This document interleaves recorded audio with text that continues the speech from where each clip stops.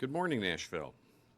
Now, I want to start this morning by reminding everyone that the Community Resource Center has already started mobilizing donations of important items, including personal hygiene products, baby products, and cleaning supplies to the Chattanooga area, which was devastated by a powerful EF3 tornado on Sunday evening. Anyone who can contribute at this time should visit the Community Resource Center's website at crcnashville.org to find a list of products needed to support our neighbors in Hamilton County and the surrounding area. Our thoughts remain with all Chattanoogans as they continue their recovery process and begin rebuilding their community, process that Nashville went through just a few weeks ago. Now, I'm pleased to report that the I Believe in Nashville team donated 24,000 I Believe in Hope face masks to support our community's COVID-19 response, 4,000 of which were provided to Metro Nashville's essential workforce. Today, the I Believe in Nashville team have made these washable and reusable face masks available for purchase, with part of the proceeds going to support local nonprofit organizations that are supporting Nashvillians during this time. Visit I Believe in Nashville or Nashville TN on Instagram or NashvilleTNstore.com to make your purchase today and also support COVID-19 related charitable organizations.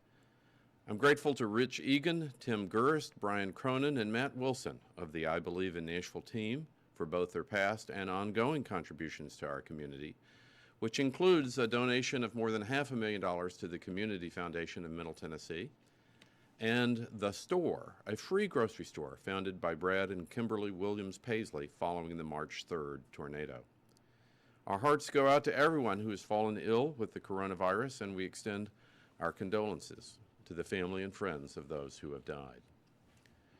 Now, I'm grateful to everyone here in Davidson County for continuing to follow the Safer at Home order. Your efforts are flattening the curve, and I urge everyone to stay the course. Continue remaining at home whenever possible and wear face coverings when social distancing measures are difficult to maintain as you run essential errands.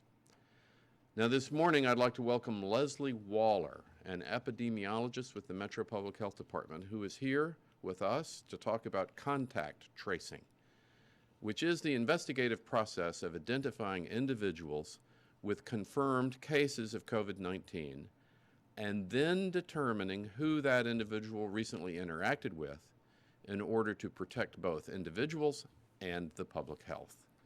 Contact tracing is one of the most important tools we have in Davidson County to mitigate the spread of the coronavirus. And many of you may have questions about how it works or even why we do it.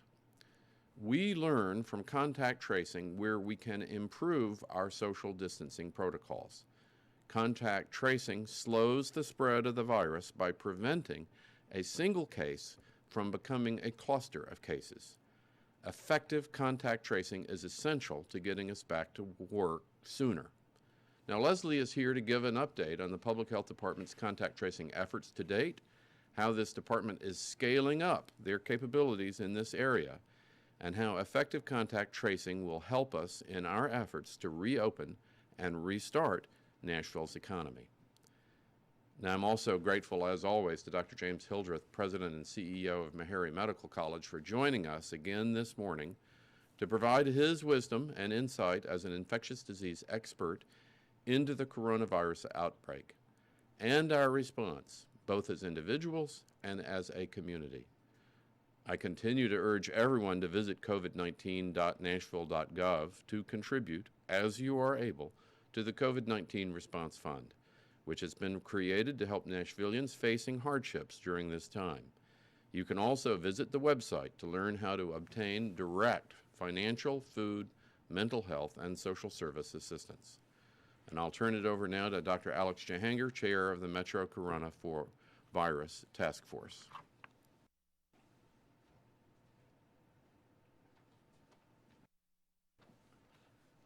Thank you, Mayor Cooper, and good morning, Nashville. Here's the latest information we have on COVID-19 in our city. We now have 1,492 confirmed cases in Davidson County, an increase of 35 over the past 24 hours. There is an additional 1,497 cases in our surrounding counties, making our total nearly 3,000 for Middle Tennessee. Of the Davidson County cases, 1,151 are active cases, and 324 residents have fully recovered from the virus and have been cleared. We also, unfortunately, had an additional death of coronavirus yesterday. It was an 81-year-old gentleman with underlying medical conditions. My sincerest condolences to his family and friends. This now marks the 17th death linked to COVID in our county, in our residents. This morning, the 3 community assessment centers opened and will be assessing people until 3 p.m. They are located at Nissan Stadium, at the Kmart, old Kmart on Antioch Pike, off Murfreesboro Pike in Antioch, as well as at Meharry Medical College. These centers are for Nashville residents at no cost. Residents can drive or walk up to the sites and be assessed and, if needed, tested for COVID, again at no charge. Since opening on March 31st, 2,076 Nashvillians have been assessed and 1,383 have been tested. If you think you have the virus, please seek medical attention. It has spread around our world, our country, our state, and our city. COVID-19 affects everyone, whether you're male or female, no matter your situation, no matter your race and ethnicity. No one is immune. So, make sure you get the help that you need, and we're here to help. That's one reason Mayor Cooper started the Metro Coronavirus Task Force in the first place. And it's one reason why we've set up our community assessment system for Nashvillians. To have medical professionals ready to answer your questions, assess your symptoms, and if necessary, provide the test. Remember, the first step is to call our assessment hotline at 862-7777. Again, 615-862-7777. We're open 7 days a week from 7 a.m. to 7 p.m. You can speak with a medical professional who will answer your questions and determine whether or not you need further assessment. This morning, I also want to talk to you about another symptom linked to the coronavirus. While over 90% of patients infected present with fever, cough, and shortness of breath, more and more we're seeing other symptoms related as initial signs of this virus. These symptoms include new unexplained loss of smell, which I mentioned to you on Monday, as well as unexplained diarrhea. From the start, we said that we're going to let the science guide our decisions. And so based on this new information, we are including new onset of unexplained diarrhea as a 5th symptom we're looking for to determine whether you need a test or not. So if you have cough, fever, shortness of breath, new onset of unexplained loss of smell, or new onset of unexplained diarrhea, please seek medical attention either through your healthcare provider or call our community assessment system and centers. Finally, please continue to fight this virus by staying at home. Only go out if it's necessary. If you have to go out, please practice social distancing, stay 6 feet from one another, and wear a face covering. If you feel sick or think you have the virus, please seek medical attention and also stay at home. We need to stay the course and remain vigilant. Please spread the word, not the virus. We are Nashville, and we'll continue together to get through this. I'm now proud to introduce Dr. Hildreth, President and CEO of Meharry Medical College. Thank you.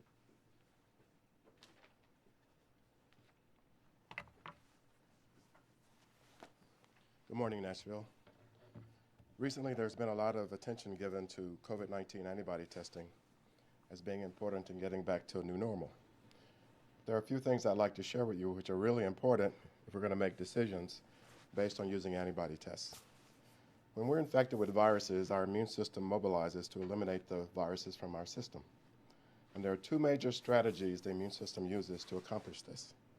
One of these involves cells called B cells, and they make proteins called antibodies, and these antibodies can do 2 very important things.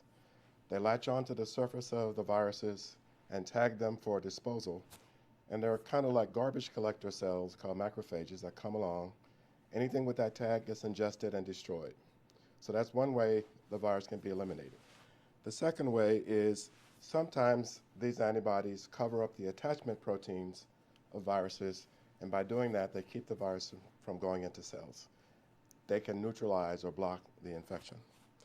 The other strategy that the immune system uses is equally important because it eliminates the virus factories. When cells become infected by viruses, they can make tens of thousands, if not millions, of copies of that same virus, and they are in essence a virus factory.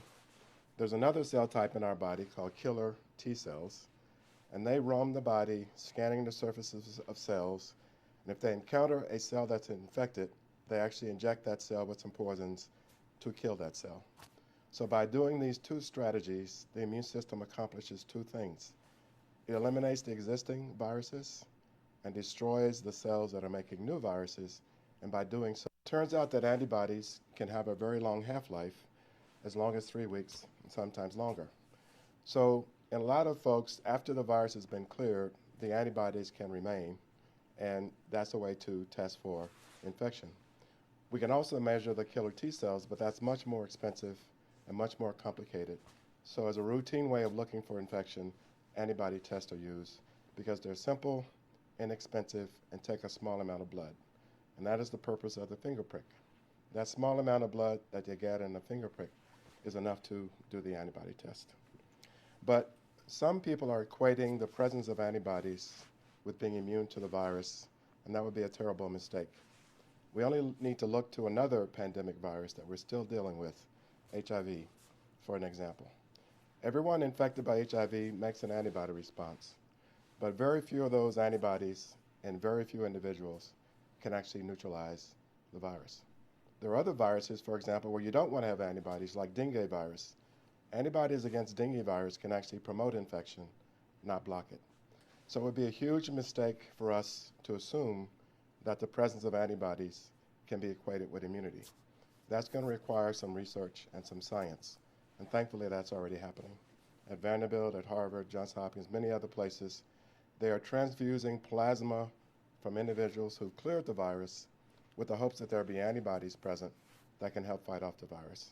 But until and unless we have definitive proof that those antibodies are protecting from the virus, we should not equate the presence of antibodies with immunity. That would be a terrible mistake. So the science is moving forward, and as Dr. Jahanger said, we need to let the science inform our decisions. And one thing we must do is establish firmly by experimentation that antibodies are equivalent to immunity, because making decisions based on that assumption would be a terrible mistake. The last thing I want to say is that those of you who are wearing face coverings, it's a really good thing, but I need to have you remember two things. Before you put them on, wash your hands. When you take them off, wash your hands. And whatever you do, do not flip the sides, because if you've been wearing the face covering and it's protected you from virus and you flip it, you're in fact exposing yourself to the virus you protected yourself from. Wash your hands before you put them on, wash your hands after you take them off, and keep the side out, and now turn it to your face. We got this, Nashville. We're going to beat this virus, and please don't be a vector. Now I'd like to introduce Dr. Michael Caldwell, who's the director of the Metro Public Health Department.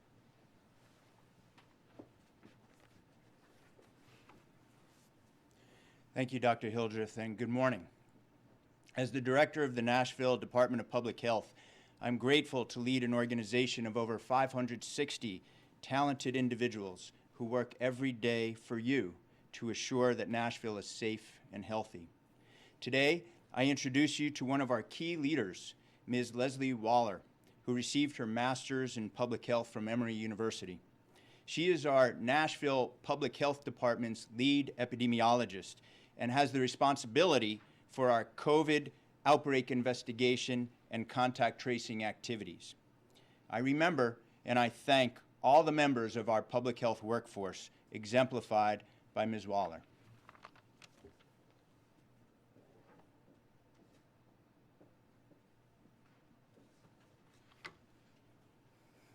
Good morning. I want to talk briefly today about the bulk of the work that the health department is doing right now to control the spread of COVID in our communities. We use a tried and true public health tool, something called contact tracing. Contact investigations have been around a long time. They're a core public health function that provide the foundation for many disease outbreak responses, including more familiar infections like tuberculosis, syphilis, or hepatitis. They are a first-line defense in controlling the spread of disease, especially in the response to COVID-19, where there's an absence of a vaccine or treatment at this point. So what does this process actually look like? We receive reports of all positive cases, and then we collect information from these cases, including the contact investigation piece. We first ask some questions to identify when a case was contagious, and then we get into the details of who they interacted with during this infectious period. We ask things like who a case lives with, who they might have gone to dinner with, any travel that took place and with whom. We also ask whether or not they go to work or school, and then what their office environment looks like. Is it a closed office or a cube? We explore the minute details of who the case interacted with during their infectious period, and our specific definition for COVID is being within 6 feet of someone for longer than 10 minutes during this infectious period. Once we've identified these close contacts, our team calls and confidentially notifies them of their exposure, and we explain the legal requirement to quarantine, plus how many days a contact must do so. The logic behind this is that if we can identify all the people who have a relevant exposure to an infectious case, we can then move quickly to contact them and isolate them in order to prevent further spread of the virus. Without this high level of communication with our cases, though, we do not end COVID in Nashville. Our recent cases have had exposures on the job and in the household, about 15% of them on the job and about 35% in the household. Additionally, about 15% are linked to a local cluster that we've identified within this larger pandemic. Our contacts reflect this too. About 54% of them are household contacts to a confirmed case. And these folks are at very high risk of contracting the virus, just given the environment. There's another 34% of our contacts who are either from a social, communal, or work setting. Hospitals and private business partners are also equally important in this response, as they are integral to identifying exposed personnel and patients, and we work with them to do so. So what's next for our city, and how do we mitigate the spread of COVID as we move towards reopening? Well, as the number of cases has increased, we have grown our team internally from a humble 4 to more than 40. And that's something that we're continuously improving, and we're aiming to continue growing.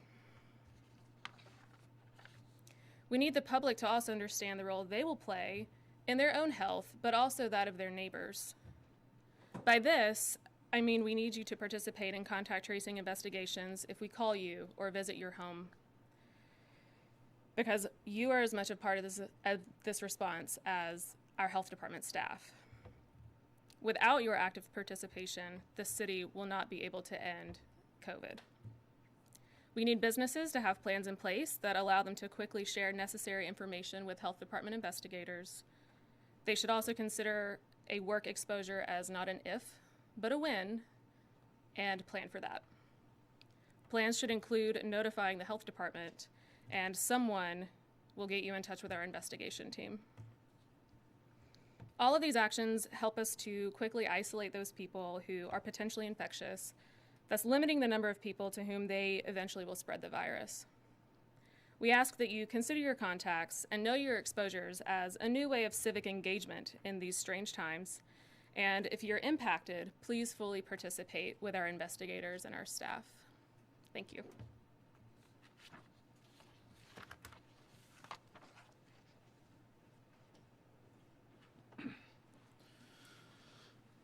Thank you, Ms. Waller.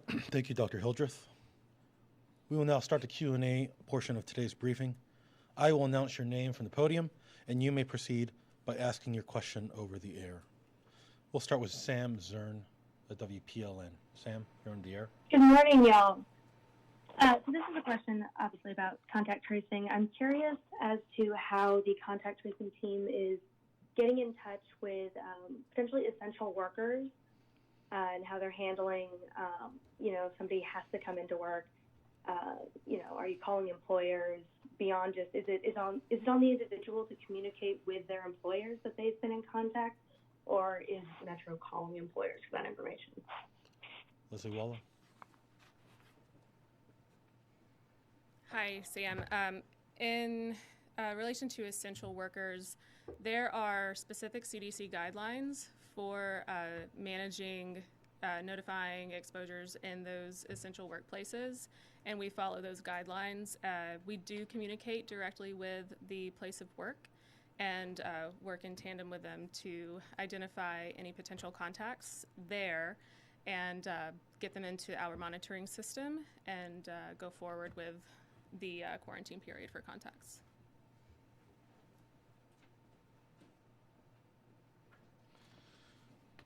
Jeremy Finley, News 4. Go ahead, Jeremy. Good morning, everybody. I have another question about the contact tracing. I was trying to get an idea of the scope of how many people at this point you are monitoring that have come in contact with someone who has tested positive. I wonder if you had a number that could give us an idea of the scope of how many people you are monitoring right now. And my second question is, at some point, how do these people get taken off a list of being I guess, I don't know if monitor is the right word or what is, but how do you see this number dropping in terms of how many people have been in contact with people who have tested positive? Trying to get an idea of the scope of how big it is. Leslie? Sure. As of yesterday, we had 466 people who are being actively monitored as a contact to a case. In terms of our scope of this, as we do move towards reopening the city, we certainly foresee that number growing because with more interactions comes more contacts. So to help with that, we are looking to add additional staff and expand our program.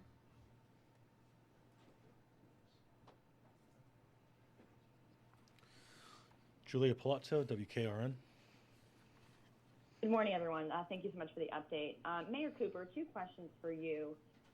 Governor Lee could announce as soon as today his decision about whether or not the school districts should reopen for the rest of the year. Just wondering if you've had conversations related to this with the Metro School District. Also, I know yesterday it was mentioned people struggling to file for unemployment.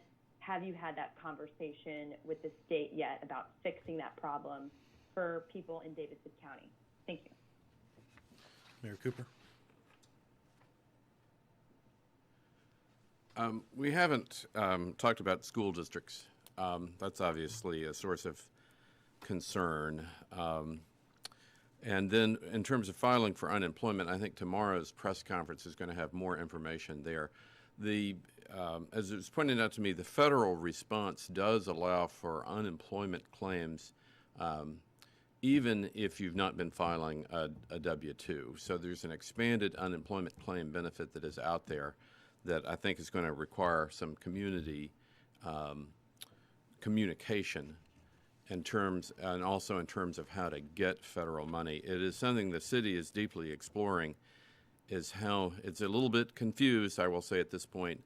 A lot of regulations have not yet been written about how, in fact, to implement the CARES Act for the benefit of everybody here in Davidson County. And then back to your school district question, I think it's just on a week-by-week basis about having any insight into that. Obviously, we're getting very close to the end of the school year, and that will be a consideration for the governor, the city, and frankly for the school boards themselves who will be making that final decision.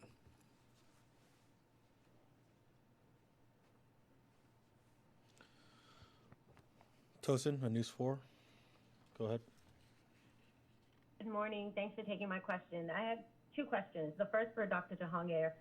Where do we stand on equipment and testing kits for Nashville and the assessment centers? Do they have enough to keep going, and for how long? And my second question would be for Leslie. How long does the process take of tracing back one person? And based on all this knowledge, since you're the lead, how do you feel, your thoughts on getting the economy back open as early as May? How feasible do you think that is? Thank you. Dr. Jahangir. Thank you. Regarding our assessment centers, I feel very comfortable with the amount of personal protective equipment we have, as well as tests. As you all remember, our initial aspect on the test, we didn't have the swabs, but now we have an arrangement for essentially every swab that we send to get analyzed, we get at least a one-to-one transfer back of new swabs. So unless something changes there, we're good on equipment, and I'll defer to Ms. Waller for the next question. Sure. So in terms of reopening, it's certainly something that we are anxious to do just like everybody else, but we need to do it in the right way, and we are working towards achieving that. I also realized I didn't answer Jeremy's second question, and the way you get off of our monitoring list is actually part of a larger process. We actually contact our cases and contacts on a regular basis, so we're in communication with them regularly, daily. So once we have finished the time frame that they're supposed to be monitored, we release them from that isolation or that quarantine, and if someone needs a letter, we can provide that.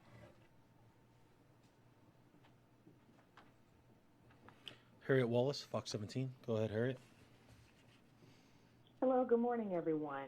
As we start to now kind of look towards May 1st, when the city and the state right now is anticipated reopening, my question is, we have issued the orders to flatten the curve, which it sounds like we're trending towards.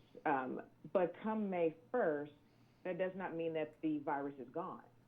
So are you all anticipating a spike in cases potentially after we reopen? And what will be the new life afterwards? We may reopen, but will there be some additional orders in place? And then lastly, can you all please provide an update on any Metro employees, number of those cases? Thank you so much. Mayor Cooper. Harriet, thanks, and then I'll ask Dr. Jahanger to answer your other question. May 1st is an aspiration. It is in no way, and frankly in discussing with the governor yesterday, May 1st is not a restart date, so let's be clear.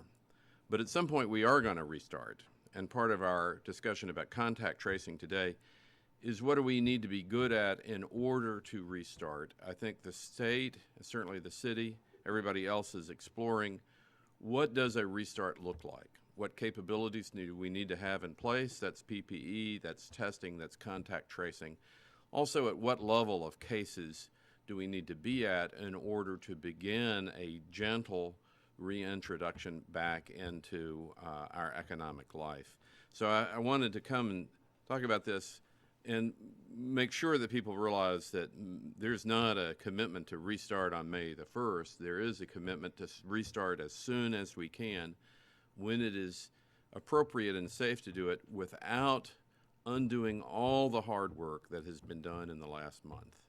And that's an important thing, without undoing all the hard work that has been done in the last month. But probably we will be excited to talk about a gentle reintroduction strategy that allows us to do that going forward. So, and then here's Dr. Jahanger. Thank you. Regarding Metro employees, they're under 10 individuals, and I have to highlight that not every Metro employee lives in Davidson County, and so there may be some individuals who have been reported to their local health facilities that have not maybe been reported in Davidson County, but there are under 10 currently that we're aware of in our system. Thank you.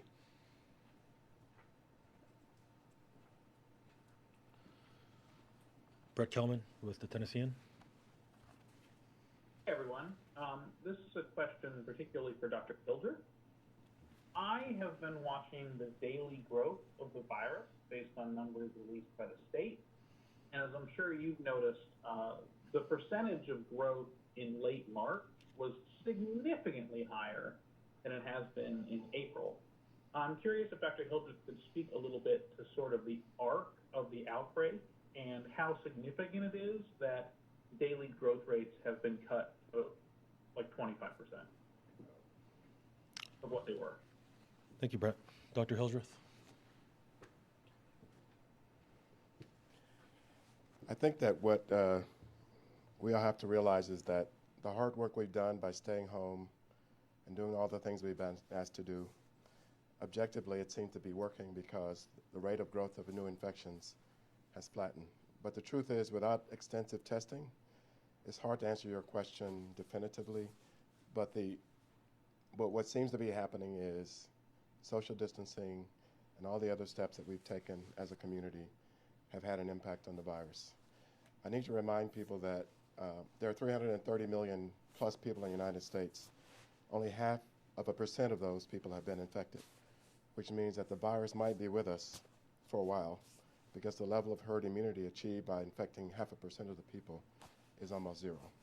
And as the mayor said, we have to be guided by the science before we drop our guard and go back to a new normal, and it will be a new normal.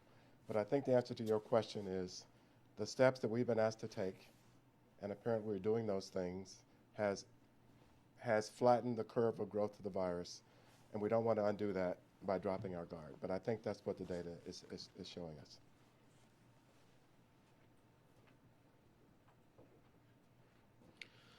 Kara Hartnett. Kara, you're on the air.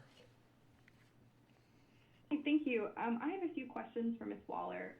First, just following up on the number of people being monitored. Throughout the duration of the pandemic, has your team been able to keep with the number of people that need tracing? Thank you, Kara.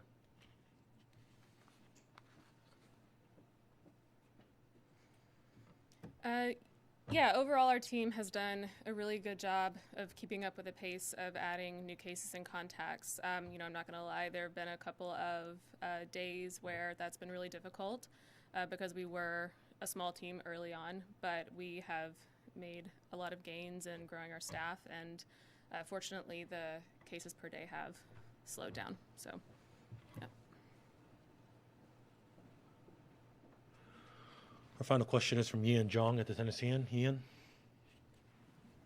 Hi, good morning. I was curious to know, of those who are currently hospitalized, do we have a figure for how many are needing intensive care or have needed ventilators, and in general, that percentage for overall hospitalized cases? Intensive care and ventilators among the overall hospitalized. Dr. Jahangir? So what I'll tell you is I don't have a formal number for you, but as I've mentioned to you every morning, I speak with each hospital in town via whether it's text, email, or sometimes a phone call. There are still currently 50, 60 individuals who are hospitalized in our hospitals, and of those, a small percentage are ICU. But what I think the bigger question to ask here is how are our hospitals doing and able to care for our patients? And right now, I'm very comfortable to say our hospitals are doing a great job and have capacity to take care of patients who need ICU care or don't need ICU care but need hospitalization. There's a good capacity. There's good ability to take care of them. And again, this is a pure direct correlation with the planning of the hospitals, planning of the city, and all of you helping flatten the curve and not overrunning our systems. So take-home message is that we're doing fine as a city and as a region for hospitals, but the exact number is what I mentioned earlier. Thank you. Kara Hartnett had a follow-up question. Kara? Thank you. Again, for Ms. Waller, on the contact tracing, how do you keep record of the data? Like, is everything mapped out on a mass document? And also, do you solely get your information from patient interviews or use other sources of data to help those, like, for example, cell phone data or bank records, things like that? Leslie? So we do have several databases that we use to keep track of all of our cases and contacts. One of those is a statewide database, and then the other two really kind of manage the information from our contact investigations and contact management and that follow-up process. We stick to the tried and true method of Excel and SharePoint, so we stay organized that way. And that way it's easily shareable with all of our staff. In terms of, what was that second question? Right. So we do not use cell phone data or phone records. We don't have access to that information, but we do a very thorough interview with our cases, and in some cases we certainly do have access to employment information and work information and things like that.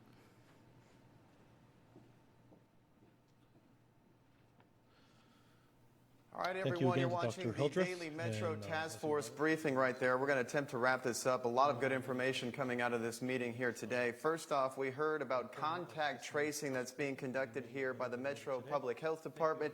There's a team of 40 individuals right now that are investigating reports of an infection and tracing where that individual has traveled with, who they live with, where they go to work and school, so they can notify those people they may have been in contact and possibly quarantine them as well. What they've asked for is if you get a phone call from those individuals that you cooperate and you participate in that contact tracing, and this will allow them to make sure that they can mitigate this illness and make sure it doesn't spread anymore. The second thing I wanted to point out that really stuck out to me was a question to Mayor Cooper on this May 1st deadline that we've been given as a possible day of reopening the economy, Holly. And so he made it very clear, May 1st is not a concrete date.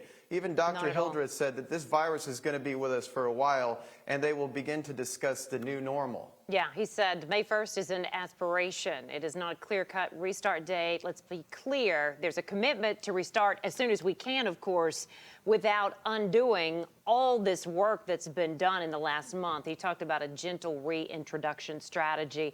So we'll continue to see how that evolves and what comes out of that. And real quickly, Chris, I just wanted to mention the very latest numbers. Sadly, we know an additional death here in Davidson County, an 81-year-old man. So now the total number of deaths here in Davidson is 17 deaths, and the number of confirmed cases now 1,492, an increase of 35 over the last 24 hours. 324 people have recovered, though, now in the clear. So great news there. We always love sharing that specific number. But of course, Chris, we'll continue to follow this and have much more coming up at noon and throughout the day. You can always find more online and on our News 4 app. All right, thanks so much for watching. Be sure and tune in at noon. Johnson.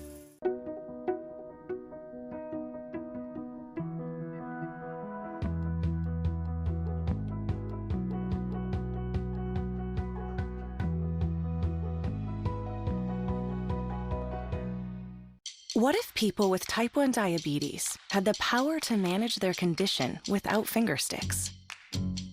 To all